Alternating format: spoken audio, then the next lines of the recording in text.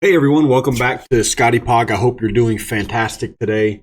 Before we dive into today's content, episode 2 of the GME Wheel, I just wanted to take a moment to give a huge thank you to all of you who watched and supported me on the last video. Your comments, likes, and shares mean the world to me. It's amazing to see sort of an incredible community forming, and I'm so grateful for each and every one of you guys. Your support keeps me motivated to bring you guys the best content possible. If you're new here, I'm only going to ask once in this video. Make sure to hit the subscribe button. Leave the video a like so that we can hit the YouTube algorithm. We have so much exciting content coming up as we work closer to a $0 cost basis, and I can't wait to share it with you guys. But for now, let's get into the video. It's going to be a good one. Okay, so something very cool happened this morning, and I've sort of got, I guess, the opportunity to talk to you guys about it. Sort of looking at okay, let's look at the 1 year chart here, okay? Something very cool happened this morning, and we broke out of this channel here to the upside, okay? And as you can see on the 1 day, there was a very steep climb to the upside, resulting in like a peak price of $25.14. Now, that's cool for what we're trying to do, okay? Because as the price goes up, what else goes up? Implied volatility goes up, right? And that gives us a better premium on the covered calls that we're selling each week. So if we can time sort of the peak of this to sell our call every Monday, we're getting the best price possible. And I just want to go back. I want to look at sort of what are the prices on GameStop covered calls right now. Okay, so if we go to Trade GME options, we want to sell a call for this expiry.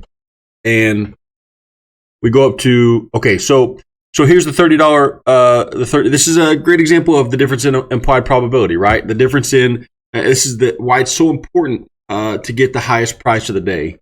Because this $30 call is the same one that we sold this morning. I'll show that to you in a moment. And you're only getting $20 for it, right? It's 21 cents times 100 for 100 shares, $21 minus cost and fees or whatever. But look at this. This morning, we sold the same $30 covered call, and we made our premium was 28 instead of 21, minus 68 cents for commissions and fees. We made a premium this morning of $27.32, bringing our updated cost basis to $28.81. Right. So I just want to reiterate. Let's circle back around here. Over the past 3 weeks, we bought 100 GameStop shares. We've made $68.96 selling selling calls and collecting premium on those $100 shares. We moved 100 shares. We moved our cost basis from $29.50 to $28.81. That's huge, right? And then we're still selling a strike price of $30, which is way out of the money, right? And if it gets called away at $30, we're going to make the $50, right? Because 50 cents times 100 shares is $50. We're going to still make the $50 between these two prices, our original cost basis and the strike price, right? So yes, the criticism is, well, what if it runs up to $40? That's a chance I'm willing to take, right? Because the way a covered call works, you will not make the money from $30 to $40, right? You have the obligation to sell your shares to the person on the other side of your call for $30, regardless of what the price is, if it's above 30. That's fine to me, right? You kind of have to twist your thinking here. You kind of have to turn your thinking about your stocks around. And you kind of have to look at it like it's a long-term investment, but we're going to continue to make money each week on it, bringing our cost basis down. And guess what? The cool thing about this is one day our cost basis is going to be zero, right? One day these 100 shares that you see on my screen, these 100 shares right here will be paid for by the premiums that we collect, and we will be making money. Okay, and guess what? We'll buy 100 more shares, and we'll sell 2 covered calls a week, right? And we'll double this premium, and we'll make money twice as fast. And we're going to continue churning that over and over and over again, and it's going to provide income for us. I just want to show you guys what we've done so far this year. So last week, for last video, we made the premium, right? And we sold 2 one-day to expiry SPY calls that netted us just a couple dollars. but we made $43.60 in 1 week, which is decent extra money, right? If we go back and we add this number in right here, we've already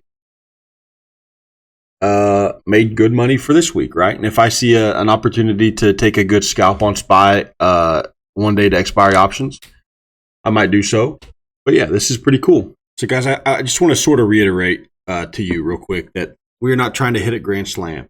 Okay, we're not trying to hit a home run. We're trying to find a way to provide consistent income for ourselves, some way to leverage ourselves while we're going to work, while we're providing for our families, while we're going to school, while we're doing whatever it is that we got to do. We need to leverage ourselves and educate ourselves financially about the financial instruments that provided to us so that we can retire and that we can leave a legacy to our children. Okay?